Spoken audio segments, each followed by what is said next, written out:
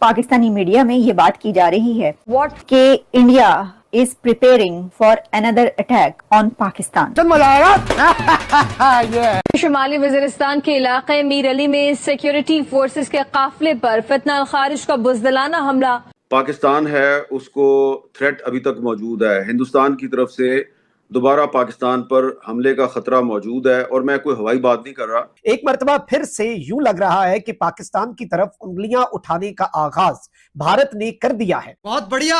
बिल्कुल, बहुत से जो डिप्लोमेटिक सोर्सेज हैं वो भी यही बता रहे हैं और इसीलिए जो यूके के फॉरेन सेक्रेटरी हैं वो इसीलिए पाकिस्तान के दौरे पे आए, फिर यहाँ से वो भारत के दौरे पे भी गए। तो थ्रेट तो अभी तक मौजूद है। और ब्रेकिंग न्यूज ये है कि भारत ने इस सिलसिले में सारी प्लानिंग कर ली है। I love you Modi ji. ये तो एक पॉज है, ये रीटारगेट, रीअसेस, ये जो इनकी जो कमी थी उसको पूरा करने के लिए इनको चाहिए। माय असिस्टेंट मैंने कहा कि ये फिर आएंगे। पागलों की तरह लगा हुआ, आप उसकी पॉलिसी से, उसके अंदाज से इख्तलाफ करें, इत्तेफाक करें तो उसको सान भी है। वो अपने लोगों के लिए बेहतरीन कर रहा है। यहाँ ये पे नहीं, इनका कुछ नहीं है। अभी ये जो दोबारा डेट आई है जिसकी वजह से हम ये कंसिडर कर रहे हैं और बात कर रहे हैं इसके ऊपर, इस पे 3 पाकिस्तानी एंकर्स ने ये डेट दी है, तो जाहिर है वो उनको किसी किस्म की ब्रीफिंग मिली होगी। इसका मतलब है कि किसी न किसी किस्म की इंटेलिजेंस होगी। देश संकट में है। अगर मोदी साहब पे आप रहने देते तो वो तो पहले दिन से ही कह रहे हैं कि अटैक अटैक अगेन, और हम तो पहले दिन से जानते थे कि मक्कार मोदी का शैतानी मंसूबा क्या है। ये आपको तबाह करेंगे, ये करना ये चाहते हैं। कैसे करेंगे? इनके दोस्त, कौन है इनका दोस्त? अब देखिए, मैं इनको जल्दी से एक आदमी का असिस्टेंट, जो उसका नाम जब मैं आपको दूंगा तो आप चौंक जाएंगे। शिमाली वजीरिस्तान में फितना अल खवारिज के दहशतगर्दों का सिक्योरिटी फोर्सेस के काफिले पर खुदकुश हमला। हमले में पाक फौज के 13 जवान मादरे वतन पर कुर्बान हो गए। देखें, ये जो जंग हुई है, जब 80 जहाज पाकिस्तान की तरफ आते हैं तो आपको अंदाजा होना चाहिए कि उसका मतलब क्या है। और 3 मरतबा तो उन्होंने कोशिश की लाहौर के इर्द गिर्द दाखिल होने की, पाकिस्तान की सरहदों में, उन्हें रिपेल किया गया। तो भारत की साजिश में अब इजरायली भी शामिल हो गए और ये दोनों कमीने। ये जो डर लग रहा है ये कि इजराइल कोई फॉल्स फ्लैग ऑपरेशन लग रहा है। हाफिज गुल बहादुर ग्रुप जो है उन्होंने पाकिस्तान की फौज पे आज हमला किया और ये सुइसाइड हमला था जिसकी वजह से 16 पाकिस्तानी फौजी जो हैं उनकी शहादत हो गई। विस्फोट जहां हुआ वहां से कई किलोमीटर दूर तक धुएं को देखा गया। ये ठीक वैसा ही हमला था जिस तरीके से 2019 में पुलवामा का हमला पाकिस्तान के आतंकवादियों ने किया था। तो जो आपने बोया था वही आप अब काट रहे हैं। नाज़रीन, जब भी इमरान खान साहब एक नई तहरीक शुरू करने की बात करते हैं तो कोई ना कोई साजिश शुरू हो जाती है। तो ट्रक की एक बत्ती के पीछे हमेशा लगाया जाता है और ये काम ज़्यादातर पाकिस्तान की एस्टेब्लिशमेंट और जो मौजूदा रजीम है, हुकूमत है, ये मिलकर करते हैं। पाकिस्तान का एक एक बच्चा अब जानता है कि पाकिस्तान के मसाइल के लिए जिम्मेदार एस्टेब्लिशमेंट के बंद कमरों में किए गए गलत फैसले हैं। मैं पिछले कई रोज से इस शक का इजहार कर रहा था कि इंडिया अगस्त के दरमियान या आखिर में पाकिस्तान पर हमले की तैयारियां कर रहा है और अब तो इंटेलिजेंस रिपोर्ट्स भी मेरे पास, यानी मेरे उस शक की तस्दीक कर रही हैं। मैंने आपको पहले बताया था कि अपने 7 तैयारे तबाह करवाने के बाद, झूठ बोलो, बार बार झूठ बोलो, इंडिया ने पहला काम यह किया था कि जदीद तरीन असले की खरीदारी के लिए अरबों रुपए के फंड्स मुख्तस कर दिए थे।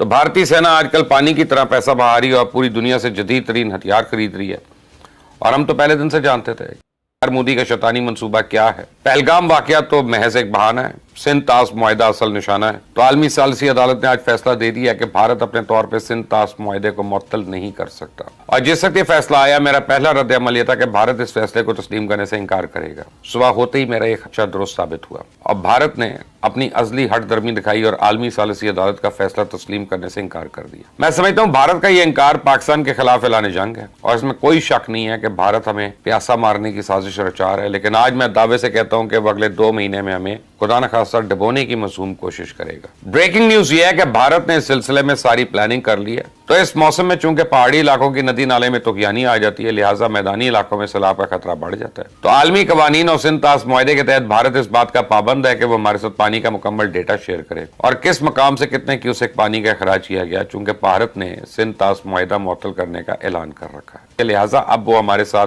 पानी के बहाव का डेटा शेयर न करने का ऐलान कर सकता है। तो भारत माजी में भी ऐसा करता आया। यह मक्कार दुश्मन मानसून के दौरान रावी, ब्यास, सतलुज, चनाब और झेलम का पानी पहले से रोकता है।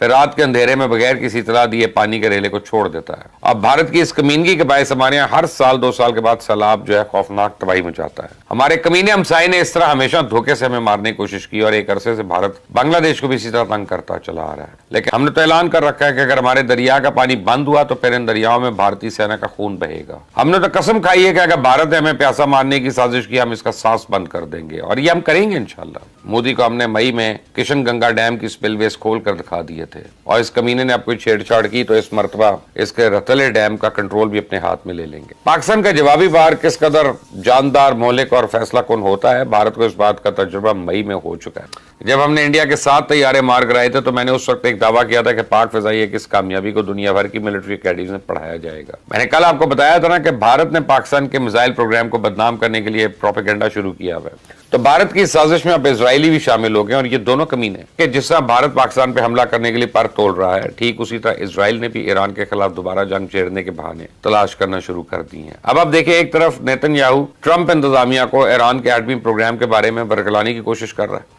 दूसरी तरफ इजरायली वजीर दफा ऐलान कर रहा है कि इसने अपनी फौज को ईरान के अंदर हमलों का हुक्म दे दिया। तो कल इजरायली फौज ने लेबनान में बिला जवाब इश्तियाल अंगेजी की और बमबारी करके इसकी कई मिलिट्री तंसीबात को तबाह कर दिया। तो अब आप ही मुझे बताएं कि भारत और इजराइल की मजहूम हरकतें आलमी अमन को तबाह करने की साजिश नहीं है तो और क्या है। आज मैं भारतीय सेना को वार्निंग दे रहा हूं कि अगर तुम अपने जारियाना अज़ाइम से बाज ना आए तो इस मरतबा कोई सीज फायर नहीं होगा, जंग तुमसे शुरू होगी, यानी तुम शुरू करोगे लेकिन खत्म फिर हम ही करेंगे। अब ये हमारा अटल फैसला है। तुमने अपनी ये हट दर्मी ना छोड़ी तो फिर तुम्हें इसकी कीमत चुकानी होगी। नाजरीन तैयार रहे, मैं आपको आज बता रहा हूँ कि भारत अगस्त में कोशिश करेगा हमला करने की। मैं देख रही थी कि कुछ पाकिस्तानी मीडिया में ये बात की जा रही है कि India is preparing for another attack on Pakistan, चंद दिनों के अंदर पाकिस्तान पर एक और हमला करने के लिए। जैसे कि हकीकत टीवी और कुछ और ऐसे चैनल ये कह रहे हैं, अभी के अभी खबर ये आई है कि इंडिया तैयारी में है, बल्कि तैयारी हो चुकी है, भारत की तैयारी हो चुकी है पाकिस्तान पर एक और हमला करने के लिए। और साथ ही ये भी बताया जा रहा है कि पाकिस्तान पर इस बार हमला इंडिया का इजराइल के साथ मिलकर होगा, इजराइल भी इंडिया के साथ होगा पाकिस्तान पर जो हमला किया जाएगा। और ये भी साथ में कहा जा रहा है कि ये जो पाकिस्तान पर इस बार हमला किया जाएगा वो ड्रोन्स उसके अंदर यूज किए जाएंगे, उसके अंदर जो साइबर फोर्स है वो यूज की जाएगी। अब देखें, वैसे तो इसका कोई सिरा मुझे इसलिए नहीं मिल रहा, कोई सर पैर इसलिए नजर नहीं आ रहा कि अभी तो आपको पता है एक जंग खत्म हुई है। क्योंकि देखें, वैसे तो इंडिया ने कहा हुआ है कि न्यू इज नॉर्मल, उनके प्राइम मिनिस्टर नरेंद्र मोदी ने भी ये कहा कि अब कुछ भी होगा तो पाकिस्तान पर जो है वो हमला होगा। अब बात पता क्या है कि कुछ भी होगा तो हुआ तो कुछ नहीं वहां पर, तो फिर जब कुछ नहीं हुआ तो फिर भी ये बात क्यों की जा रही। मैं पिछले कई रोज से इस शक का इजहार कर रहा था कि इंडिया अगस्त के दरमियान या आखिर में पाकिस्तान पर हमले की तैयारियां कर रहा है और अब तो इंटेलिजेंस रिपोर्ट्स भी मेरे पास